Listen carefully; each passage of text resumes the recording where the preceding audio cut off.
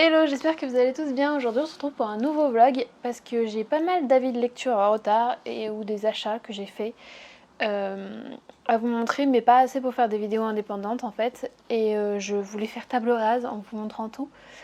Donc on va faire tout dans une vidéo. Par contre qui risque d'être longue, donc n'hésitez pas à prendre un café ou un thé, c'est comme vous voulez, pas de jugement. Et on va commencer tout de suite avec la première chose qui est donc un déballage, puisque c'est le déballage de la Once Upon a Book, la Book Challenge. Donc voilà. Hop. Et comme je suis un mini boulet, si on peut dire, oui on peut clairement le dire, j'en ai acheté 2 par erreur. Puisque comme vous voyez ce sont strictement les mêmes. Donc ce que je vais faire c'est que je vais garder la première, que je vais déballer. Et la deuxième, je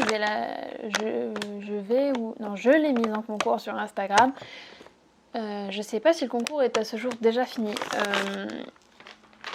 Donc n'hésitez pas à aller voir. S'il l'est, désolé, ce sera peut-être pour une prochaine fois, sachant que je fais très régulièrement des concours maintenant. J'essaie de vous en faire au moins un par mois sur Instagram. Donc n'hésitez pas à me suivre.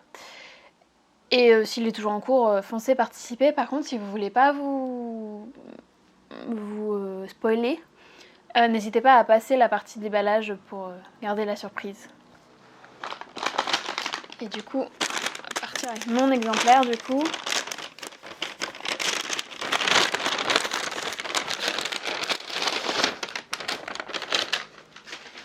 J'espère que ça casse pas trop les oreilles.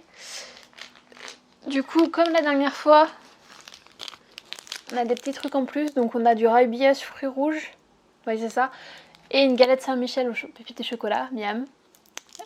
Moi la galette Saint-Michel c'est ma vie, je pourrais en bouffer autant qu'il y en a, donc c'est parfait.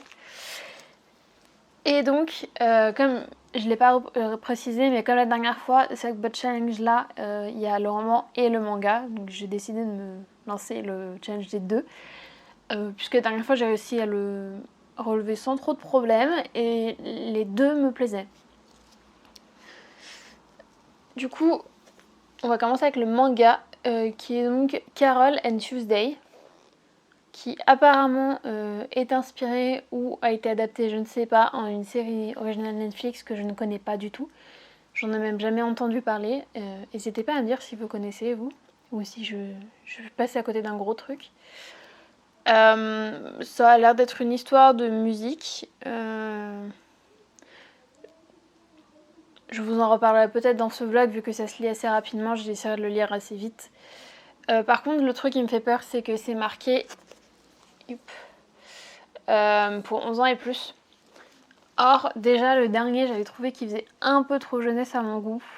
Autant, lui, j'ai vraiment peur que ce soit encore le cas.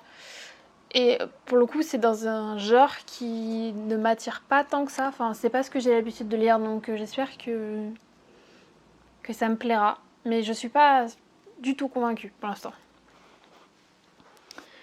Et ensuite, on va continuer du coup avec le roman, avec La Voix du couteau de Patrick Ness aux éditions Folio Science-Fiction. Alors, je ne connais pas du tout non plus. Apparemment, c'est le tome 1 d'une trilogie. Oui, d'une trilogie qui est Le Chaos en marche. S'il y en a qui connaissent, encore une fois, dites-le moi, parce que je me sens un peu inculte. Je sais pas si c'est une réédition, si c'est une... Ça a l'air d'être une réédition, puisqu'il est dit que cette trilogie lui a permis d'avoir plusieurs prix littéraires, donc c'est que ça ne doit pas dater de maintenant. Mais je ne connais pas du tout. Je vais vous lire le résumé. Dans un mois, Todd Ewing aura 13 ans. Dans un mois, il deviendra un homme. Il sera le tout dernier garçon du Nouveau Monde à atteindre l'âge adulte, puisque depuis la guerre contre les Spackles, les femmes ont été tuées, sans exception par le virus du bruit. Le bruit omniprésent qui ne vous laisse pas en paix, jamais, jusqu'au jour où Todd trouve un endroit où le bruit se tait. Voilà, donc ça a l'air d'être une dystopie... oui, une dystopie assez intéressante. Par contre, science-fiction, c'est qui tout double, hein. Soit j'adore et je dévore, soit j'arrive pas à rentrer dedans et dans 99% des cas j'abandonne. C'est vraiment un genre où j'ai énormément de mal. J'aimerais beaucoup en lire plus, mais j'ai l'impression de tomber que sur des livres qui sont trop durs à lire. Par contre, mon copain, lui, adore la science-fiction, c'est pile son genre, donc je pense que ça fera au moins un heureux, voire peut-être deux. De toute façon, je vais lui donner sa chance, hein, et puis le challenge m'oblige à le lire dans un mois, donc je vais être obligée de me mettre dedans. Et encore une fois, je vous redirai ce qu'il en est. Mais ouais, je suis pas convaincue à 100%. Du coup, pour la box de ce mois-ci, contrairement au mois dernier où j'étais vraiment emballée par les 2 trucs que j'ai reçus, là je suis pas à fond. Le manga, voilà. Et le roman déjà un peu plus, mais pas à fond non plus. Du coup, on verra. Parce que si je pense que je continuerai à la recevoir au moins un mois de plus, parce que c'est pas parce qu'une box ne me plaît pas que les autres mois ce sera pas mieux, sachant qu'il ne faut pas oublier que la box challenge n'est pas personnalisée, donc c'est vraiment des livres qu'elles choisissent elles.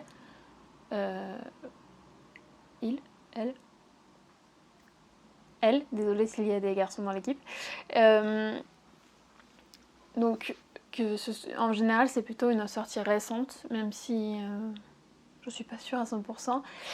Et par contre, je sais qu'ils proposent aussi sur leur site d'autres box qui, elles, sont personnalisées, avec un système de liste où on choisit celui qu'on préférait avoir, je crois. Je me renseignerai, je vous en reparlerai sûrement. Et je testerai peut-être une autre de leurs box pour voir ce que ça peut donner. Voilà pour le déboxing, c'est un nouveau mot. L'unboxing. Ensuite, enchaîner avec un livre que je viens de terminer, qui est donc Impact de Lily Noreck. Alors, j'en ai déjà parlé sur Instagram, donc beaucoup connaissent mon avis, si ils me suivent déjà. C'est un coup de cœur, en fait, tout simplement. J'avais jamais lu de livre de cet auteur-là, même si j'ai Entre deux mondes dans ma palle depuis un moment. J'ai jamais osé le sortir, et quand j'ai vu que ce livre était aussi beau et je sais pas, il y a un truc qui s'est passé avec ce livre qui m'a donné envie de le lire, sachant que le résumé, voilà, difficile de faire plus évasif que ça, mais ça marche parce qu'apparemment ça m'a donné très envie de le lire. Et donc on est dans un roman qui est classé dans le genre policier, mais qui en fait n'en est pas du tout un. Puisqu'en fait on est dans une dystopie où notre monde, dans le futur, dans un futur très proche, commence à être dévasté par les conséquences du réchauffement politique. Le lapsus. Réchauffement climatique. Sachant que, comme aujourd'hui, beaucoup de scientifiques tirent l'alarme, beaucoup disent attention, on est vraiment dans la merde, il faut vraiment faire quelque chose. Ce qu'il se passe, c'est que on a beau tirer l'alarme, les grands industriels qui font quand même 90% au moins de la pollution en fait, tout simplement, parce que bon, les usines et tout, c'est quand même eux. Bonjour. Pardon, je me suis fait déconcentrer. Voilà, on a beau tirer l'alarme, les industriels préfèrent l'argent aux décisions qui pourraient aider pour le réchauffement, voilà, pas le résoudre malheureusement, mais au moins aider. Et ce qui va en énerver certains, dont Virgile Solal, qui est un ancien militaire, qui décide de faire réagir ces industriels en prenant en otage un homme haut placé d'une grande entreprise pétrolière, et qui va lui dire si tu veux qu'on te libère, ton entreprise va me donner, je crois, 10 milliards, enfin une somme astronomique qui leur sera rendue. C'est-à-dire que contre cette somme, en fait, il va leur imposer des paliers sur lesquels il va dire quand vous aurez diminué de 50% votre pollution, par exemple, je dis n'importe quoi, mais c'est l'idée, on vous rendra 1 milliard, etc., etc., jusqu'à tout vous rendre. Et en fait, c'est une façon très brutale de vouloir faire changer les choses, mais il sont un peu désespérés parce que les choses ne bougent pas en fait. Sinon, des fois, pour lui en tout cas, il n'y a que la violence pour faire vraiment changer les choses. Donc c'est un point de vue assez discutable, mais vous l'aurez compris, ce livre est vraiment fait pour choquer. C'est-à-dire qu'il est vraiment fait pour montrer que si on ne fait rien, dans quelques années, on est vraiment dans la merde en fait.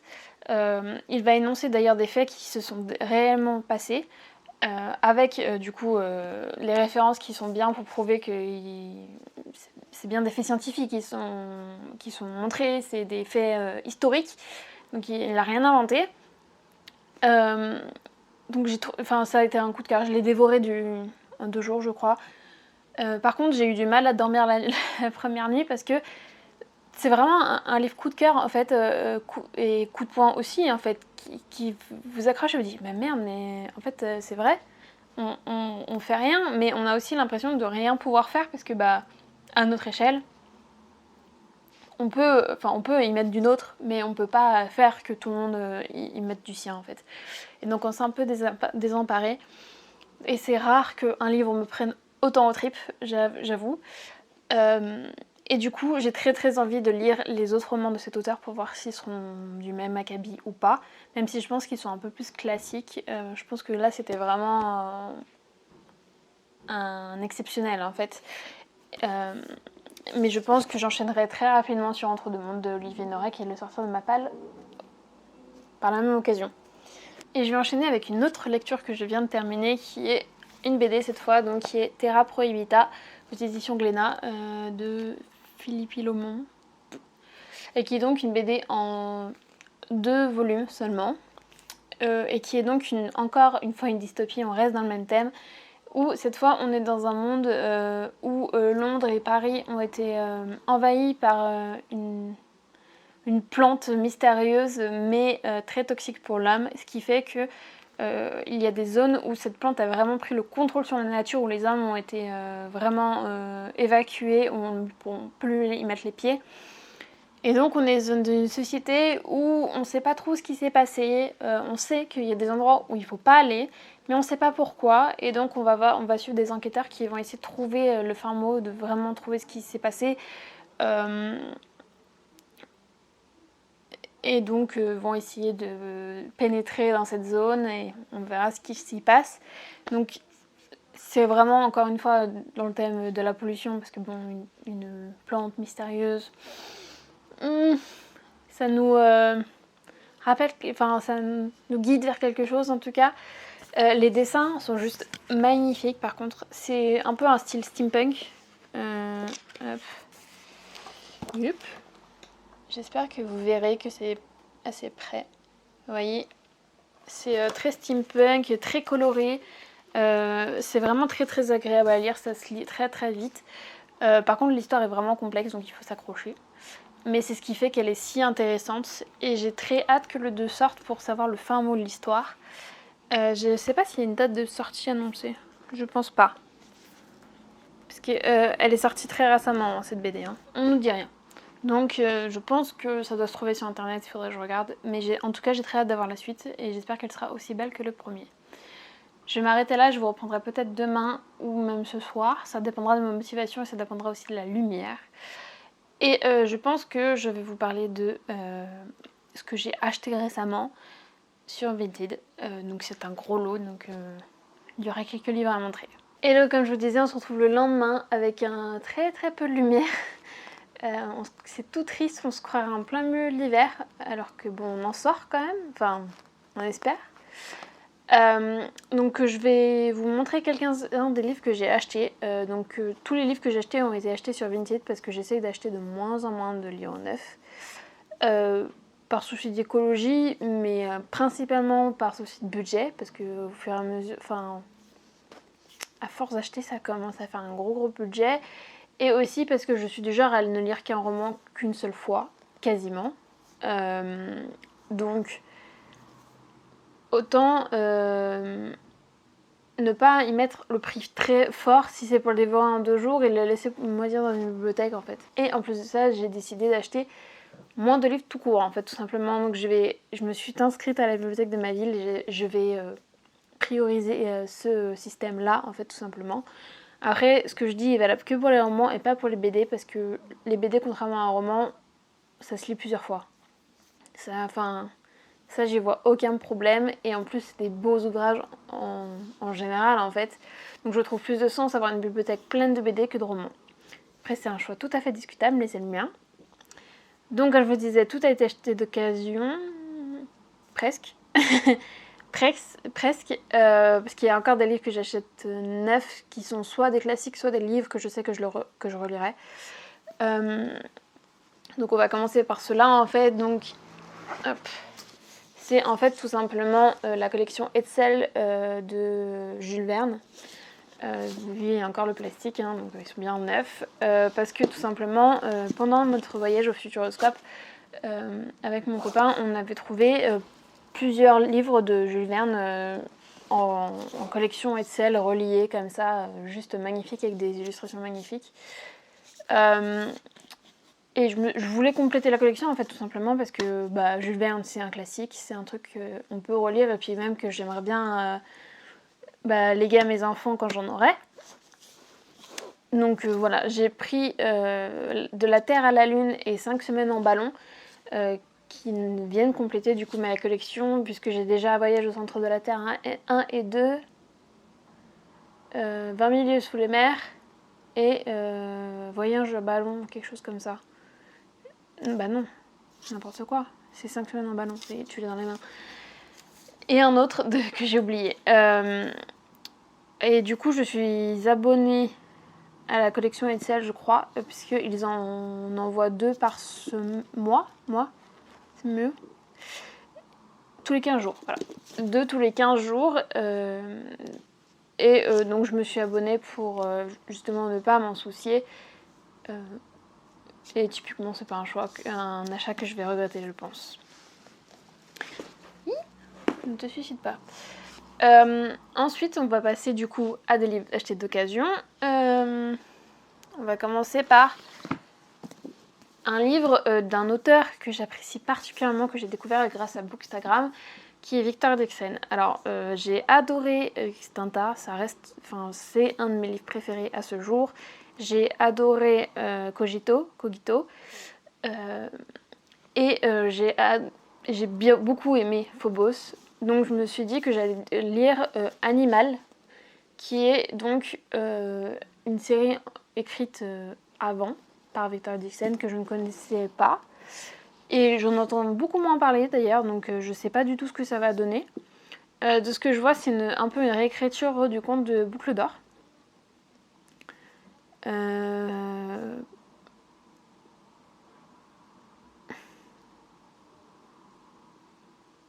Voilà, pardon, je lisais en même temps ce que j'ai un peu oublié entre temps, mais en fait, on va suivre Blonde qui est 17 ans, qui est cloîtrée et qui a une chevelure d'or qu'on lui demande de cacher, elle ne comprend pas pourquoi.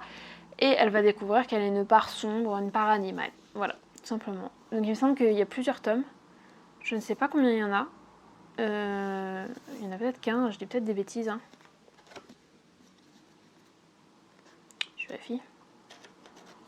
C'est pas marqué.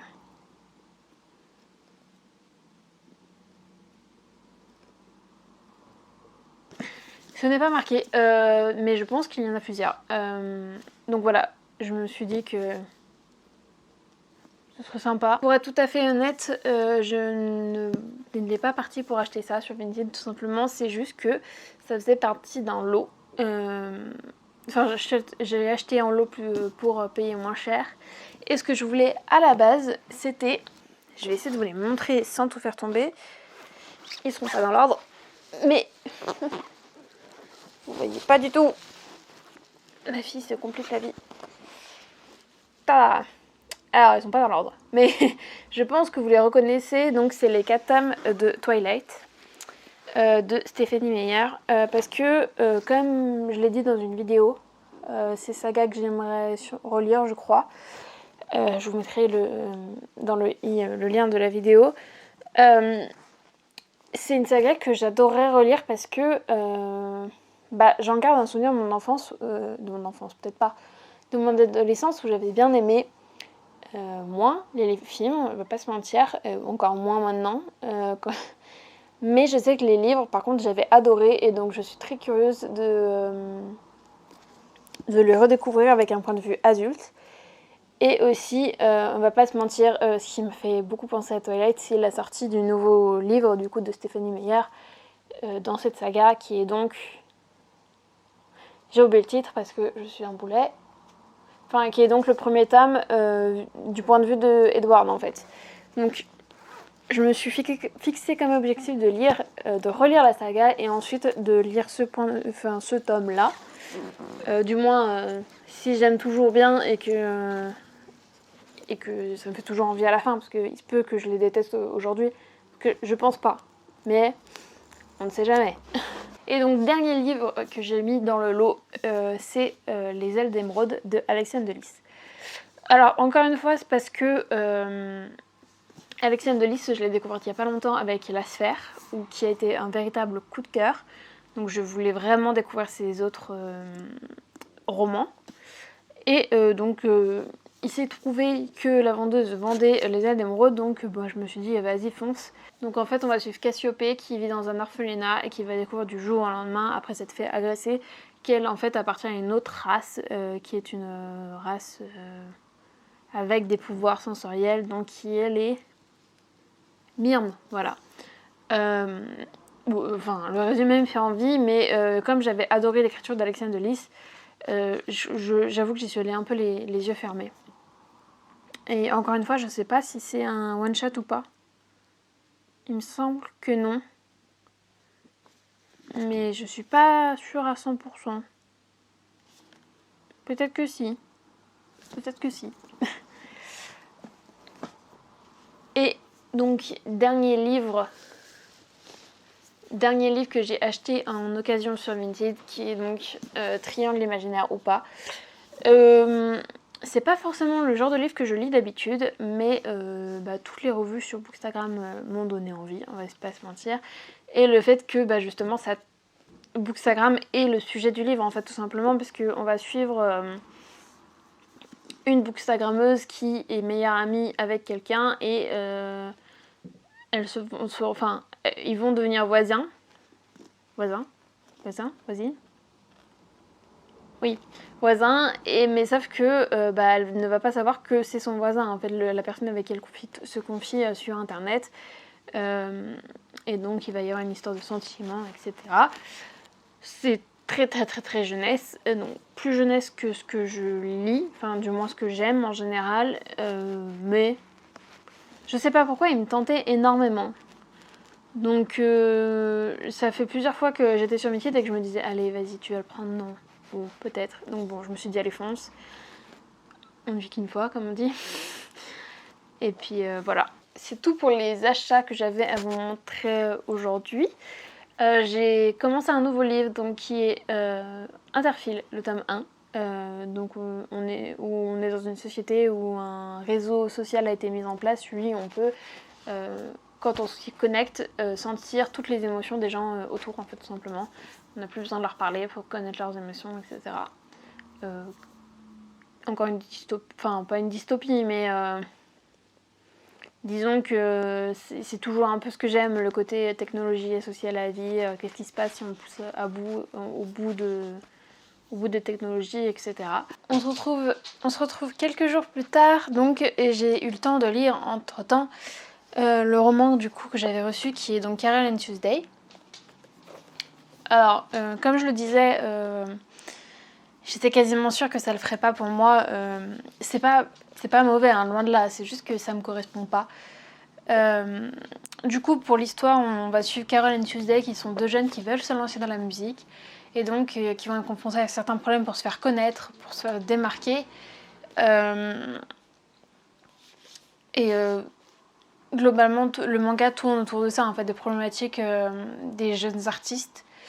Et en plus de ça, une problématique en plus qui est que dans le manga, donc on est dans un univers un tout petit peu futuriste, où la musique en fait a cessé d'être produite par des humains. Maintenant, c'est des intelligences artificielles qui la produisent essentiellement. Donc c'est d'autant plus difficile de se faire connaître dans un monde où ça peut paraître has-been, en fait, tout simplement. En soi, c'est des thématiques assez intéressantes. L'histoire est bien faite, ça se lit facilement, ça se lit vite. Je l'ai dû lire en un quart d'heure, je pense. Ça se lit très simplement, tous les dessins sont assez aérés, j'ai aucun problème particulier avec ce manga en fait, c'est juste que la musique ça m'intéresse pas des masses, dit comme ça. Disons que la musique dans le roman et dans le manga ne m'intéresse pas des masses, donc forcément c'est pas mon style à moi. Mais si vous avez aimé la série, je pense que ça peut vous plaire, c'est que le style vous plaît. Après, c'est à prendre avec des pincettes parce que, comme je vous l'ai dit, je ne connais absolument pas la série, je n'en ai jamais entendu parler, donc je ne sais même pas si ça correspond ou pas, si c'est la même histoire ou pas, je sais pas du tout. Mais en tout cas, c'est un manga que je conseille, mais je ne pense pas acheter la suite. Je profite de ce vlog pour vous parler aussi d'un autre manga que j'ai lu récemment, qui est donc Libraire jusqu'à l'os, tome 3. Vous commencez à comprendre que j'aime bien cette série, puisque du coup j'en parle à chaque fois. Je vais le faire très rapidement parce que je vous en ai déjà parlé avec le tome 1 et le tome 2, en vous disant que c'était drôle, ça l'est toujours. Le rythme est plus lent que le premier, donc ça rejoint un peu le tome 2. C'est toujours un plaisir à lire. Par contre, j'ai cru comprendre que serait le dernier. Mais j'en suis pas sûre. C'est-à-dire qu'à la fin, je suis pas sûre d'avoir tout compris. Il me semble que ça devait être les derniers, mais qu'au final, non. En tout cas, si c'est le dernier, ça me choquerait pas des masses, parce que j'ai l'impression quand même qu'on commence à faire un peu le tour de toutes les questions. Après, je sais pas, je suis pas dans une librairie, donc ça se trouve, il y a plein de choses à raconter. Mais je pense que je commence un tout petit peu à me lasser. Après, à voir, hein, peut-être qu'il en sortira une dizaine d'autres et que je dis n'importe quoi, ça se peut aussi. Du coup, je reviens pour vous parler d'Interfile, que je viens de terminer. Donc clairement, c'est un bon roman. Comme je vous le disais, on est dans un monde assez proche du nôtre, à la différence près qu'il existe un réseau social qui permet aux gens, quand ils se connectent, oui, je fais ce geste parce qu'ils se connectent avec une puce qu'ils mettent dans leur oreille. Qui leur permet du coup d'avoir accès aux émotions de tout le monde, de tous les gens qui les entourent. Et en fait, le réseau social a tellement pris d'ampleur que c'est devenu la norme et que c'est devenu très mal vu et très anormal de ne pas se connecter tout simplement.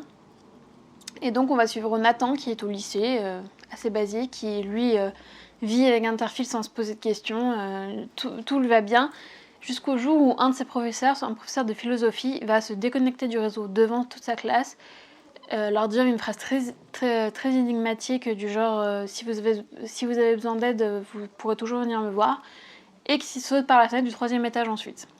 Voilà. Donc à travers ce livre, ça remet en question du coup notre addiction à la nouvelle technologie aujourd'hui et aux normes qui changent et aux dangers que ça peut faire apparaître. Et aussi, on voit très très clairement que la question du respect de la vie privée est très marquée puisque justement avec Interfile, il n'y en a plus aucune. Et donc les gens sont poussés à masquer leurs émotions. Enfin, il y a carrément des émotions qu'ils vont juste plus connaître parce que à force de voir tout maîtriser ce qu'ils montrent aux gens, il y a juste des choses qu'ils vont plus s'autoriser à ressentir et donc ils vont juste oublier ces émotions. Et donc on voit à travers des gens qui ne sont pas connectés qui vont devoir réapprendre certaines émotions. Clairement, je l'ai trouvé très très sympa, surtout que à la fin, sans spoiler ni rien, on est sur un dénouement assez inattendu, clairement, et donc il donne très très envie de lire la suite, ce que je ferai sûrement très bientôt. Je vais arrêter le vlog ici parce qu'il va être assez long comme ça, je pense. J'espère qu'il vous aura plu. Je vous ai pas parlé de tous les avis lecture que j'avais à rattraper. C'est pas grave, on fera sûrement dans un prochain vlog. N'hésitez pas à me laisser un commentaire si vous avez des remarques à faire ou si même vous avez lu un des livres que j'ai présenté. Ou même si vous avez testé la Once Upon a Book. Et n'hésitez pas à vous abonner aussi, ça ferait très plaisir et ça m'aiderait beaucoup. Et donc moi je vous dis à la prochaine pour une nouvelle vidéo. Salut!